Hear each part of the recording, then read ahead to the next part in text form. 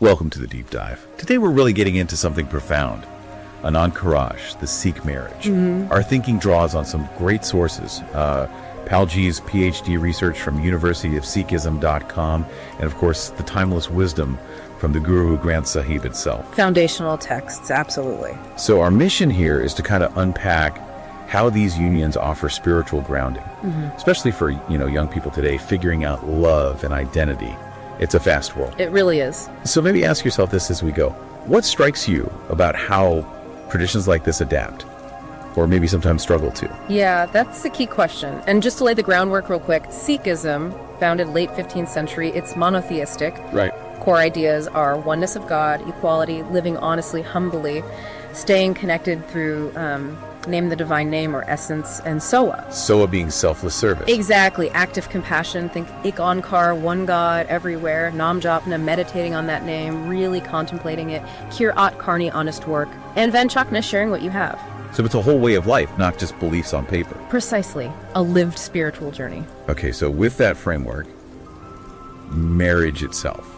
What is marriage within Sikhism? Is it like purely religious, or is there something deeper compared to how society often sees it? Great question. It's definitely not just a contract or, a social thing. It's called Anand Karaj, means blissful union. Blissful union. Yeah. And it's seen as the sacred spiritual journey, two souls becoming one. And crucially, this happens in the presence of the Guru Granth Sahib, the living guru. Okay. There's a powerful line in the scripture, Ang 788. They are not husband and wife who only sit together. Rather, they alone are husband and wife who have one soul in two bodies. Wow. One soul, two bodies. That's intense. It is. Yeah. And notice, Sikhs walk around the Guru Granth Sahib during the ceremony, not a fire pit like in some other traditions. Ah, interesting distinction. Why is that significant? It signifies that the union is centered spiritually, focused on Naam, the divine word, and Shabad, the hymns. It points inward towards that divine connection rather than just external ritual. Right. And that spiritual focus based on simplicity. Yeah. It seems like that's changed a bit over time. Like traditionally it was very value focused, maybe arranged based on that spiritual alignment. Exactly. Spiritually centered, simple. But today, Yeah.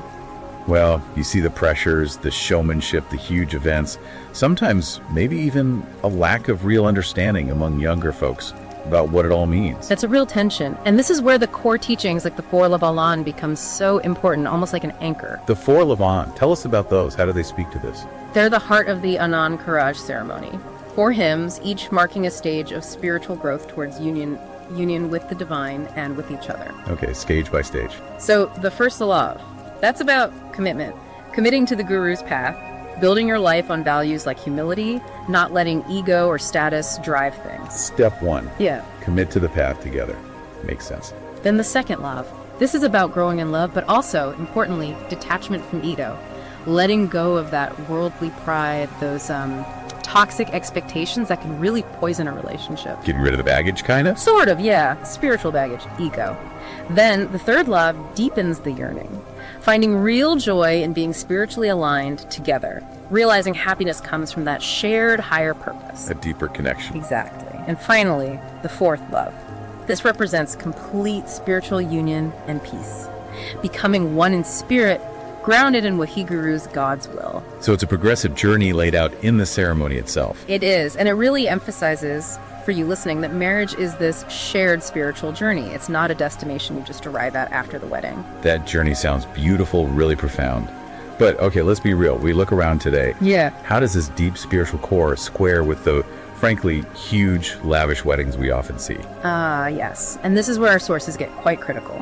The critique is that many Sikh weddings have become, showcases, displays of wealth more than spiritual unions. We're talking, $250,000 budgets sometimes. Designer outfits, fireworks.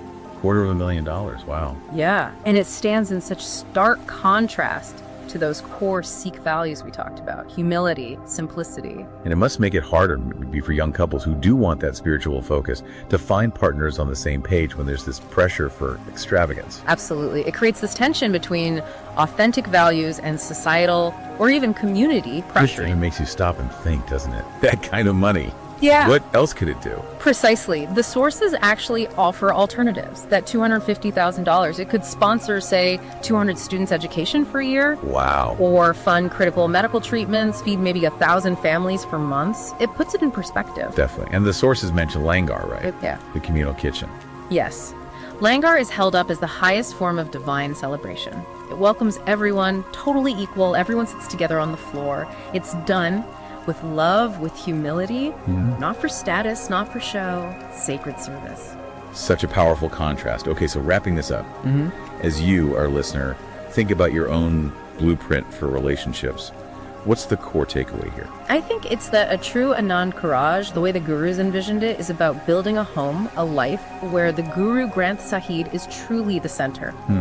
Fostering those values daily. Simran, that quiet remembrance, Sewa, kindness, patience, real equality between partners. It's not just a ceremony, it's a lifelong ardas. Marathon prayer, beautiful. And maybe a final thought to leave you with. Your marriage, the way you live it, becomes the blueprint your children see and might follow. That's a heavy thought. It is. So we have to ask ourselves, are we celebrating a true, blissful union grounded in these deep values? Or are we just, competing, trying to keep up appearances for the world? Because the world forgets quickly. Exactly. The world forgets the food, the clothes, but the Sikh gurus, the teachings, they never forget a heart that truly gave, that lived with humility, that shared. That's where the real bliss, the real anand is found. In the guru's presence, shared humbly.